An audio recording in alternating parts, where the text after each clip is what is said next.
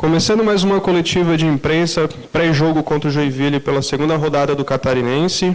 A primeira pergunta é do Vinícius Kruger, da Univale FM e a Rádio Web Catarina. Eduardo, na última competição disputada pelo Barra, havia um intervalo de uma semana entre cada jogo.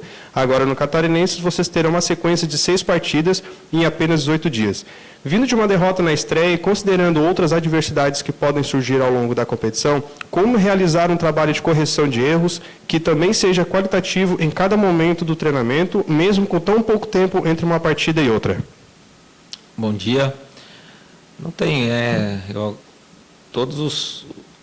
o que foi trabalhado na pré-temporada foi objetivando esses 6 jogos, né? Claro que você, entre os jogos, você prioriza recuperação, né? As correções elas são feitas através de vídeo do adversário, vídeo do que você realizou na partida anterior e numa véspera de partida levar os atletas para o campo para, com uma intensidade baixa, mostrar algumas situações, né? Para você não ir para o jogo no escuro. Mas assim, nós trabalhamos, né? Visando a nossa equipe. Então, agora é trabalhar alguns ajustes adequando ao que nós vamos enfrentar, no caso, o Joinville.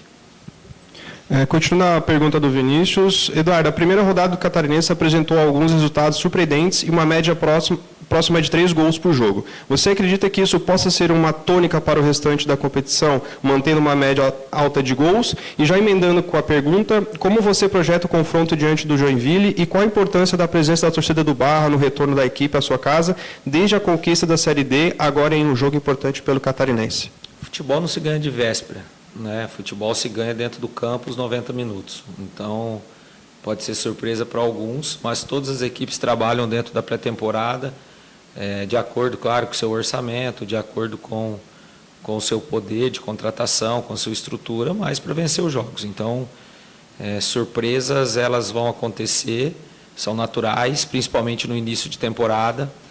É importante o nosso torcedor, ele foi importante na reta final do nosso título, enchendo o estádio. Esperamos que amanhã eles possam comparecer, né? Um jogo difícil, o Joinville vem de derrota em casa, um campeonato muito curto, então eles vão estar pressionados como nós a ter o resultado positivo. Você não pode ficar 2, 3 rodadas sem pontuar, porque não vai dar tempo no final. Então, um jogo difícil para o Barra, mais difícil para o Joinville, e esperamos que a gente possa amanhã concluir principalmente as oportunidades que tivemos na quarta-feira em gols e minimizar os gols, né? Os gols na primeira rodada são normais, as equipes ainda se ajustando, o condicionamento físico, então a tendência é que as equipes se ajustando, o número de gols ele acaba diminuindo nas próximas rodadas.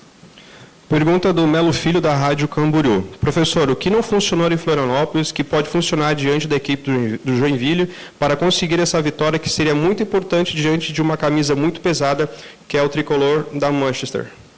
Nós tivemos 2 jogos, né, contra equipes tradicionais. Lá, quarta-feira, a gente pecou, principalmente em situações que nós íamos muito bem na Série D. Na Série D nós tomamos poucos gols. Nós acabamos tomando 2 gols da mesma situação, de encaixe de área defensivo. E não conseguimos aproveitar as oportunidades, né? Pegamos uma equipe qualificada, um jogador acima da média que as equipes de Série B até estão disputando ele, que é o Garcês. Ele conseguiu ser feliz em um gol e no outro dar uma assistência. Então, trabalhar mais a parte mental, entender como vai ser amanhã, um jogo totalmente diferente dentro da sua casa, para que a gente possa conquistar esse resultado. Diego Piovesan, da Globo Esporte Santa Catarina. Sobre desfalques, quem deve seguir fora da segunda rodada e quem tende a retornar? Nós estamos com muitos problemas, né? Nessa primeira rodada nós tivemos, tanto é que nós tivemos que mudar o nosso modelo de jogo para suprir principalmente os desfalques no meio campo. E vamos continuar, vamos trabalhar outras situações, né? A tendência é que não volte ninguém para essa partida ainda. É um campeonato muito curto e nós sabíamos que se nós perdêssemos os atletas, dificilmente eles retornariam nesse primeiro momento, mas nosso grupo é qualificado, mostrou lá contra o Avaí de igual para igual, e vamos trabalhar e tentar pôr os melhores amanhã que estão em condições para que a gente possa conseguir o resultado. Repórter João Lucas, da Mosaico Esportivo. Primeiramente, queria desejar boa sorte para o senhor nessa temporada 2026. Queria saber do senhor o seu sentimento de estar trabalhando numa equipe bem estruturada, crescendo no cenário nacional. O senhor tem objetivos junto com a equipe a serem alcançados esse ano? Cara, muito se fala de estrutura. O Barra tem uma boa estrutura, mas o Barra ainda é um clube em crescimento. Então a gente precisa entender isso, né? Os nossos objetivos são bem claros de primeiro momento de permanência, né? Para não entrar nesse quadrangular da morte, que é um quadrangular muito difícil depois, onde vão cair 3 de 4. Né? Um campeonato totalmente atípico, né? Viu? Nós perdemos o nosso jogo e nós ainda, se terminasse hoje, nós estaríamos classificados. Então você joga contra o adversário, uma disputa contra o seu grupo, então você tem que entender bem isso. E na sequência fazer uma Série C segura, manter, né, tentar na Copa do Brasil passar algumas fases, mas o nosso objetivo é bem claro. A gente está num crescimento. Barra é um clube novo, não adianta a gente ficar deslumbrando coisas grandes. Se acontecerem, se nós conseguirmos a classificação, aí sim a gente vai planejar uma segunda fase, mas a gente tem que ter muito pezinho no chão, saber que o futebol ele é muito traiçoeiro e você bem disse na primeira pergunta os resultados aí da primeira rodada. Então é humildade, trabalho, pé no chão para conquistar os objetivos. Fechou?